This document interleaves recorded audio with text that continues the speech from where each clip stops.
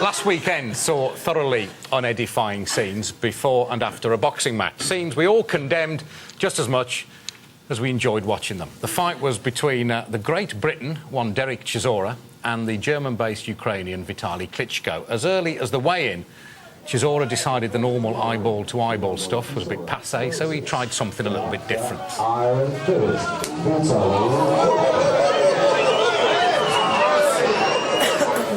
Well, that cost him some of his fight fee. Then, can in I the ring... ask a question? Did he think he won't know who I am if I put this...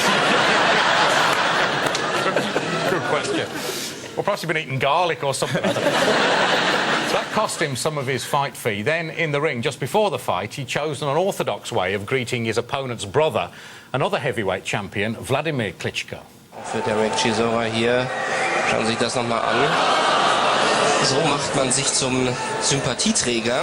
OK, so far so bad. Chisora, having brought shame on his sport and his country, then proved he was truly British after all by fighting heroically and then losing. But in the post-match press conference, David Haye, a British former world heavyweight title holder, turned up.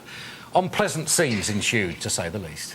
If David Haye is a fighter, he should fight me. Adam Booth is there. Lost 3 fights in a row. Yeah, let's fight. Excuse me. Let's fight. I want to fight David. Where is he now? OK, so they're having an argument across the room about getting a fight on or not getting it on. You want to tell me my face? Tell me. The slapper and spitter, Chisora, then gets up and heads towards Mr. Haye.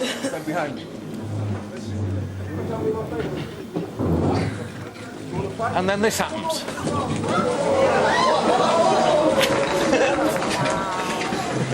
OK, you get the picture. Somebody did point out on Twitter, actually, that it's only like two footballers having a kickabout during a press conference, two boxers boxing. Good fight. On the other hand, Chisora was questioned by German police, but then released, and the British Boxing Board of Control may ban him for life now. What did you make of that? When I first heard about it, I thought someone said that Derek Akora had had a fight. I thought, this is a shortcut to the spirit world, isn't it? How do you lose the moral high ground against someone who's slapped? That's my sort of anger at David Haye. You just think, how have you come out as the knobhead against someone who spat water in the face of someone who wasn't even fighting? You wouldn't call David Haye a knobhead to his face, though, would you? I'm not saying it won't happen, Adrian. I'm just saying... He needs to watch out, you know. The grammar of it all was awful. I think the slap and the spit was worse than the brawl, personally. Because, you know, boxers, you know, that's what they like. They like fighting. That's why they do it. I remember Muhammad Ali and Frazier getting in a thing like this, being interviewed on telly, and suddenly Frazier gets up and Ali's going, "Sit down, Joe, sit down." And they ended up wrestling on the floor. Because, you know, boxing has always been wild, and people who are not interested in boxing are always condemning it, but it's always been ragged at the edges. There's always been very shady characters involved, OK, well, German police want a word with David Haye. They've not spoken to him because after the incident he flew back to Britain without hanging around to speak to them. He then flew off on holiday with his family. He's not spoken about all this on TV until now. So please welcome, live from Las Vegas, David Haye.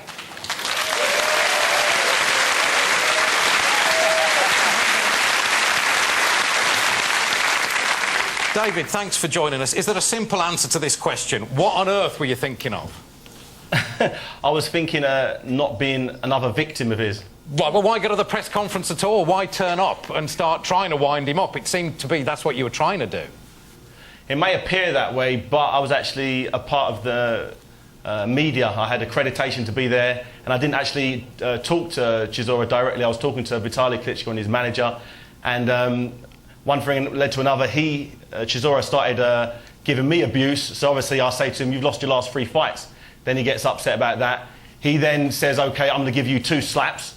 He gets up, takes his jacket off, comes over to me, and before the whole incident happened, you know, you've got to understand what type of character Derek Chisora is. As you showed on there, he slapped someone, spat at someone. I've seen him bite someone in the ring before. You know, he's got a crazy police record. He's attacked a police officer before. He's you know, beat up his girlfriend. He's been convicted for carrying an offensive weapon. The guy is not a nice guy. He comes over to me in my face. I feel his knuckles in my face. What am I supposed to do? I've got to close the show. Yeah.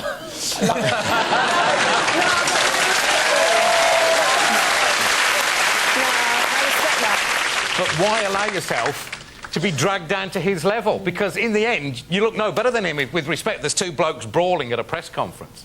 What you got to do is look at all the camera angles. I had no other option in that. I could have stood there with my hands by my side and got punched, kicked, spat at. You remember, he was there not by himself, he was there with a full entourage, who I actually had to fight on my own. I had to fight all of his people on my own. I had no other alternative. I've got a quote from Derek Chisora here. On January 12th, to Seconds Out interview, when I see him, I'm going to break his jaw. You know, that's one of his quotes. Another one, live on Sky Sports News, someone said, would you give David Haye a fight in the future? He said, whatever, I'm going to beat him up when I see him. And the interviewer said, in the ring. He said, in the ring or outside of the ring. So the guy has said on national television, he's going to beat me up and break my jaw. Why wouldn't I defend myself? He said he was going to shoot you, didn't he, on the night? Yeah, he did. He said he was going to shoot me. He said he was going to burn me.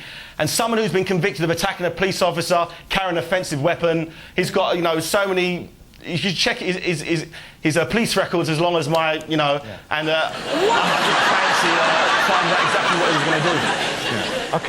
You swear, you crossed your heart and hoped to die. You weren't trying to wind him up to bring him off the stage towards you. I've got no desire to fight Derek Chisora inside the ring or outside the ring. As I said, he's lost his last 3 fights. He lost at British level, he lost at European level, and he just lost at world level. Why would I fight someone like that? I wanted to fight the guy who won on that night, Vitaly Klitschko. I'm retired, I'm a retired boxer, but I said I would come out of retirement only to fight Vitaly or his brother. Do you not think that the way the Klitschko brothers have reacted, though, made them... They look so cool when they just let him spit water in their face and step away. Is there not an element of which you wish you'd done that? There's nothing cool about getting slapped in the face, and there's nothing cool about another man spitting in your face and you standing there slurping up with a silly grin on your face. Nothing clever about that. But you know what, David? I've got to say, I've got a lot of respect for him because I'm hearing his reasons is something else. But I need to ask you, babe, how's your toe? It's all right, thanks, darling. Good. I think one of the problems, David, is that the fist that you hit him with had actually got a beer bottle in it at the time. And that was what made it look particularly violent and horrible. And that was his complaint. He kept saying that you'd glassed him. I can understand how that looks, but I was there as part of the media. It wasn't a beer either. It was a bottle of lemonade, I think it was. Was it glass? Anyway, so I'm drinking it. It was a glass bottle, yeah. It was a glass bottle. But I didn't hit him with that bottle. I hit him with my fist. If I would have had my mobile phone in my hand at the time, it would have been a mobile phone. If I'd have had a hot dog in my hand, he would have had tomato ketchup all over himself because I'd have hit him with that. It would have been great if he'd have been running around saying I've been hot dogged. So there's nothing you would have done differently, looking back? Ideally, if I could rewind time, of course I wouldn't go down there. But, you know, you can't rewind time. You could have put the bottle in your other hand. If he's here tonight, and believe me, we've tried to get him, but he's not here, what would you say to him? I'd say to probably check yourself into some sort of anger management clinic. Because it's not a joke. I'm not saying it as a joke. I'm being serious. I'm being serious. All you got to do is look at his police record, look at how he treats, you know, women. And I'm not trying to be funny, it's not a joke. He genuinely has problems with his anger. Are you going to box again? In the ring, I'm talking about now. I'd only fight Vitaly Klitschko. You know, that's the only fight. I'm retired, I've achieved everything in my career that I aimed to. I achieved a lot more than I actually anticipated before I got into boxing.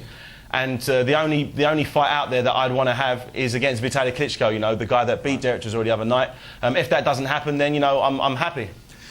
But you're now facing the prospect, the risk, that Vitaly Klitschko could agree to a fight, but you wouldn't get a licence to actually fight because the British Boxing Board of Control wouldn't give you that licence.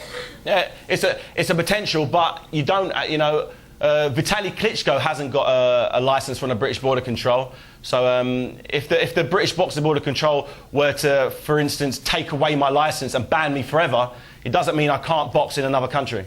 My only other question would be, the boxing aside, the dressing room you're in, are you about to go and do a musical there? I